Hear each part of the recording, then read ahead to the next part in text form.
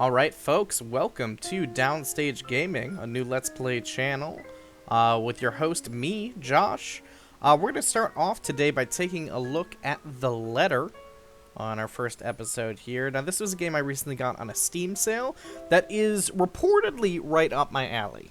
We got sort of a visual novel-esque dialogue, some horror elements, which is not something I'm super used to, but we'll see how that goes.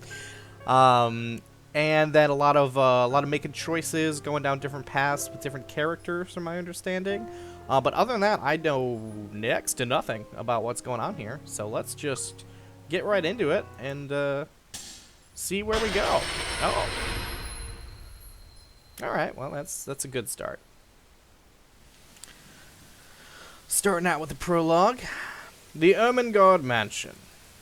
It was built for Lord William and Lady Elizabeth Ermengarde of Luxbourne, humble ambassadors of peace and beloved by their people.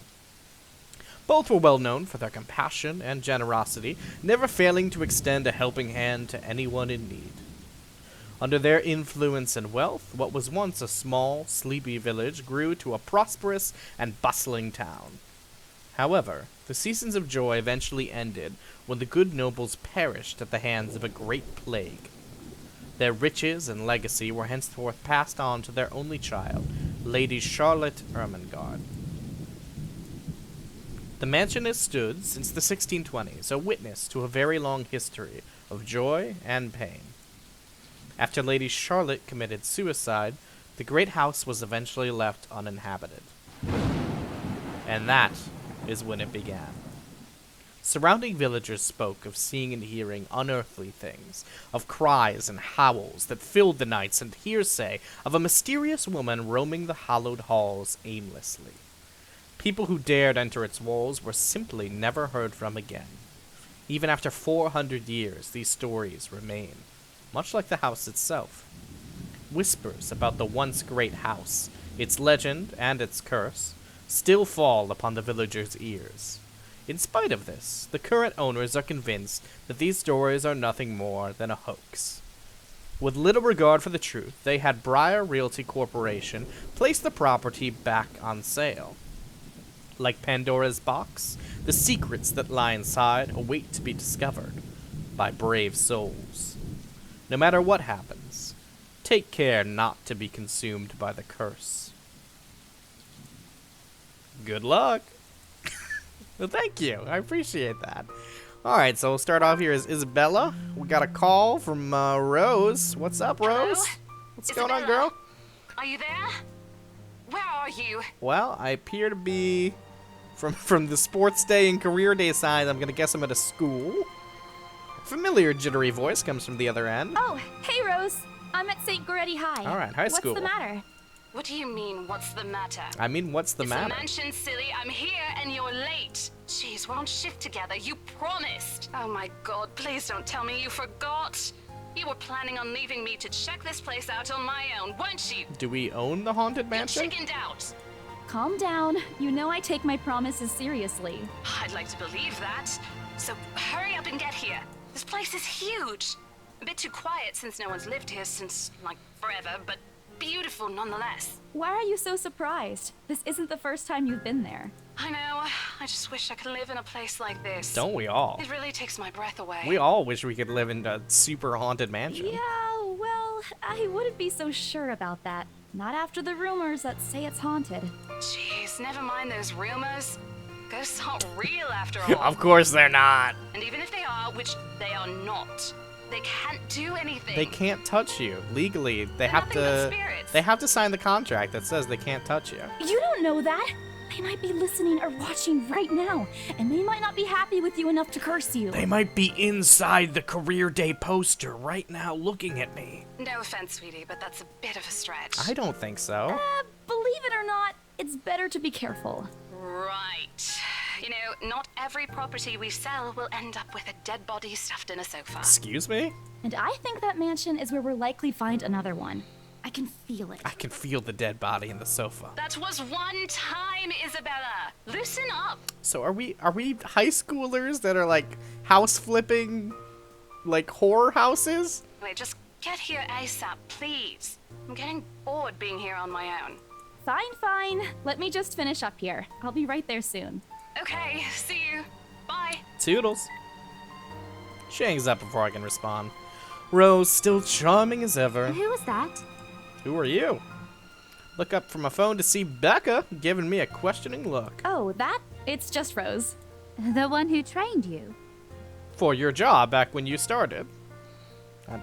I guess some lines maybe aren't going to be voiced. You're working fully? together again? Just for this property. We've been scoping out that big mansion down Ansem Village after the renovations. Ansem Village. It's Kingdom Hearts. Today's sort of its grand opening to the public. The RC wants to give it one last check before we let potential buyers tour it this afternoon. Okay, so I work for the Realty Corporation as a high schooler? Hold on. Is this the same mansion you've been telling everyone about? That big spooky one? Didn't you keep saying how it just gave you the creeps? You actually went there? And you're going back? Well, I did promise Rose I wouldn't ditch her. And besides, a job is a job.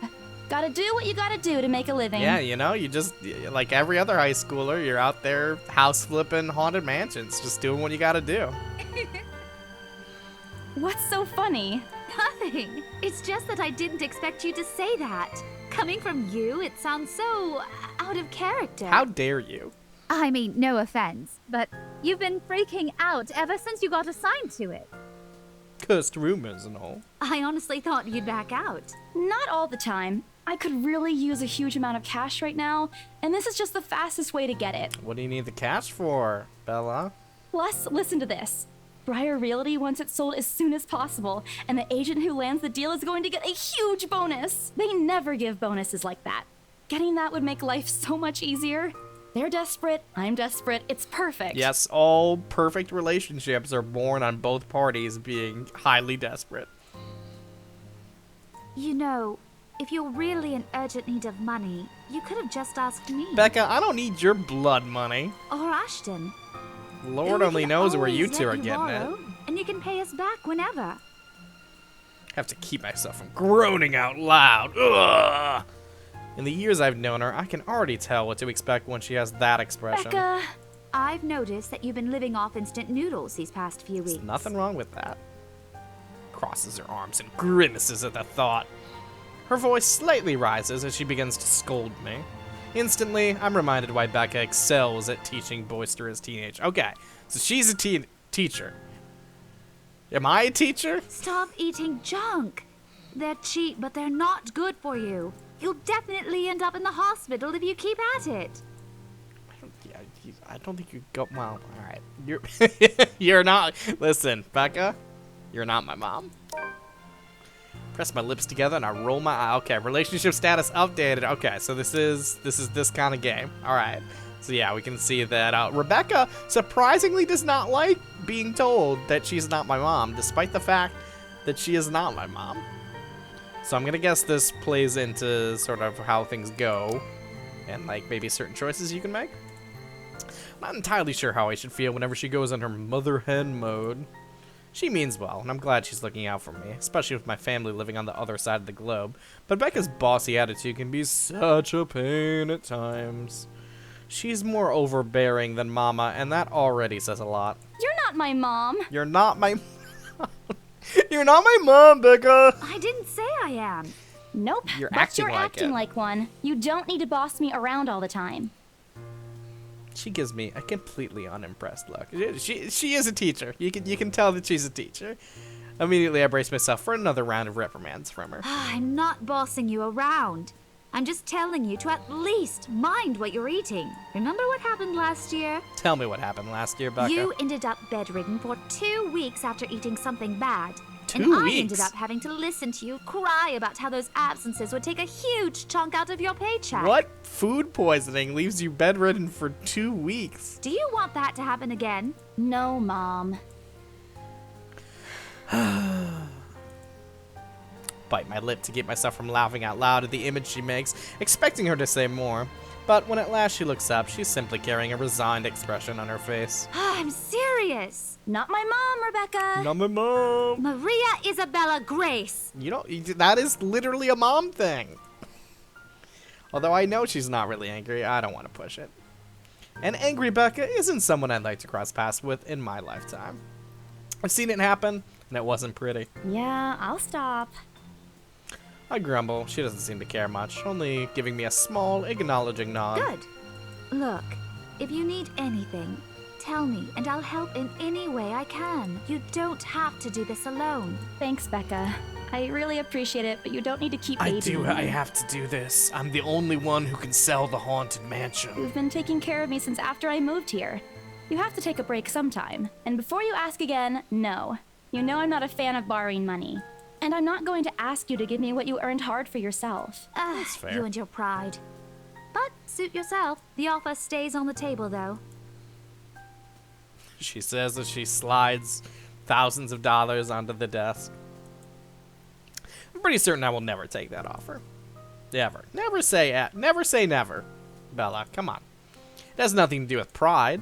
I've simply seen plenty of times how friendships can take a turn for the worse just because of a few unpaid debts. I mean, you know, suddenly you owe a couple $1,000s and the friendship just dissolves. I don't want something happening like that between me and Becca.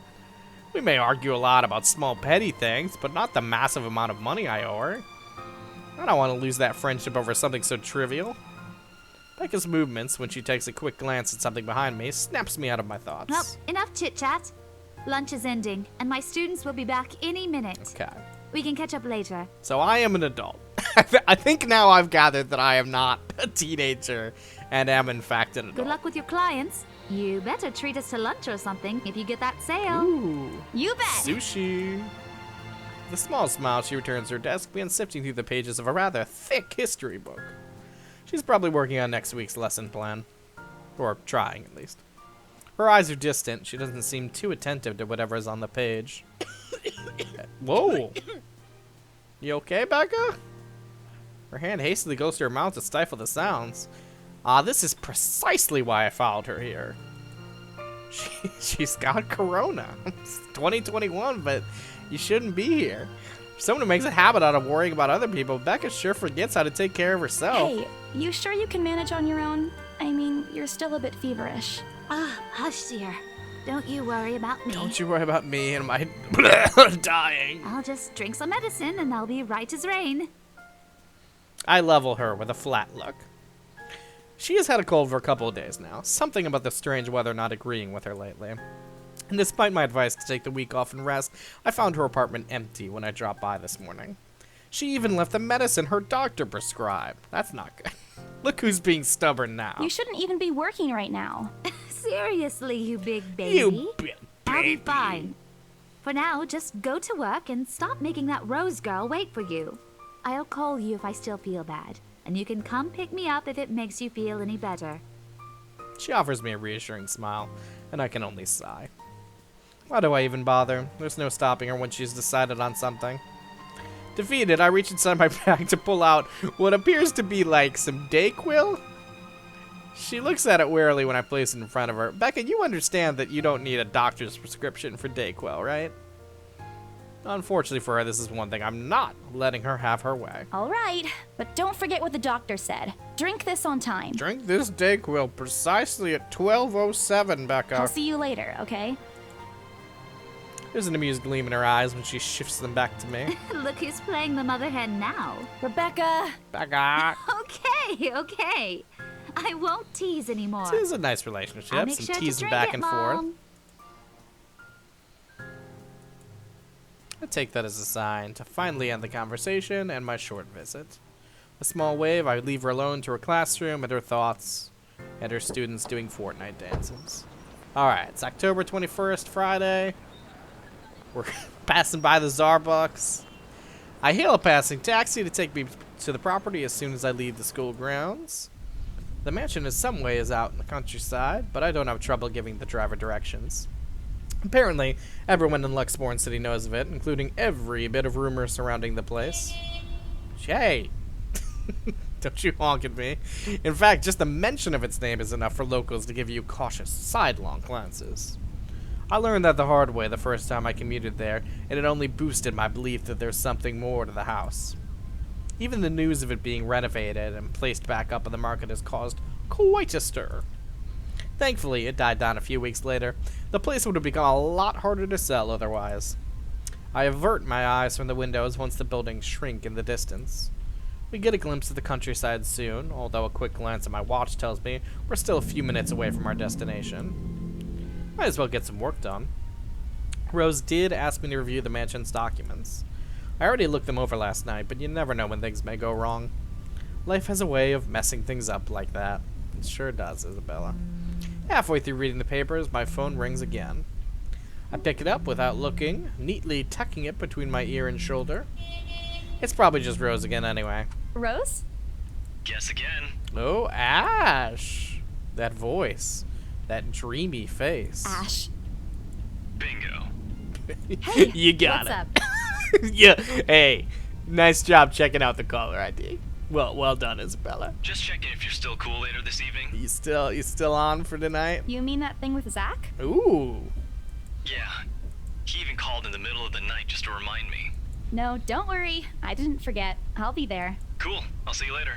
What time do you get off? Around 6 p.m.? I don't know. It's the first day of the Ermengarde Mansion's open house, and we're expecting quite a number of potential buyers. I'll be booked the whole afternoon. Oh. Ermengarde Mansion? You know, the big Jacobean mansion at Ansel Jacobean? Village. I'm on my way there right now, actually. On your own?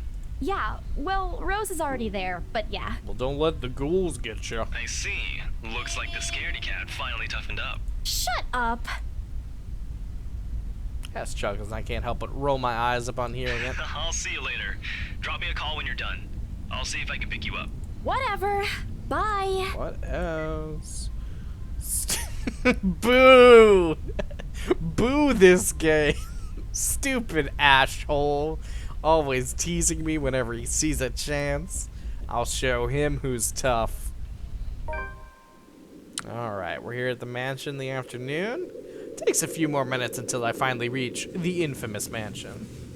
I have to admit, the entire property does look wonderful from the outside. Yet, despite all this, it does nothing to hide that something is just wrong. The surrounding area is unusually silent, and only the rustling of the leaves can be heard as the occasional breeze passes.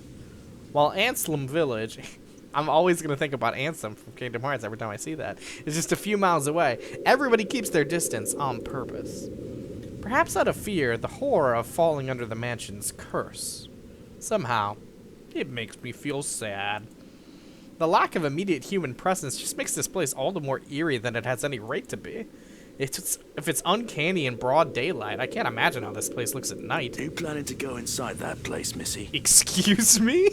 Creepy taxi driver? I don't quite recommend that course of action, my dear. Without completely taking my eyes away from the house, I give the driver a confused nod. A beat passes while I wait for him to say more, but his only answer is a non-committal hum. Belatedly, it occurs to me that he must have been waiting for my payment. I mentally slap myself for spacing out and promptly hand him the fare with an apologetic look. I expected him to leave as soon as I paid, but there's a hesitant expression on him, as if something hasn't been said yet. Is there something wrong? Oh, you better believe it, little Missy. Look, Missy, I'm sure you've heard what the people are telling everyone about that place. Nobody likes to be disturbed when they're at peace, and I'm pretty sure whatever they say is in that house. Doesn't want to either. Listen, I face all kinds of things in Australia, and well, I ain't ever faced a ghost crocodile. I admit they did a good job fixing it up, but there must have been a reason why even distant relatives of the family who used to own the house never lived in there despite inheriting it. No wonder they wanted to get rid of it. Maybe they just didn't like it? Maybe they just don't like mansions? You never know. I breathe out a heavy sigh as I approach the house. After hearing enough of the rumors, I should have expected the conversation to take that turn. But I'm already here. Backing out is completely out of the question. No creepy taxi driver is going to stop me from making the big bucks. If I want to get that bonus and commish one way or another, I gotta sell this property. The door is ajar when I get to it, however, while my own copy of the keys dangle uselessly in my hand. Rose must have left it open when she arrived. That's weird. Perhaps the ghouls did it. We may be the only people here this early, but I've never known her as someone careless. All right, as we enter the mansion here, I think that's going to do it for our first episode. We will have to go exploring and see what horrors await us in the next episode. Thank you for joining me here at Downstage Gaming, and I will see you next time.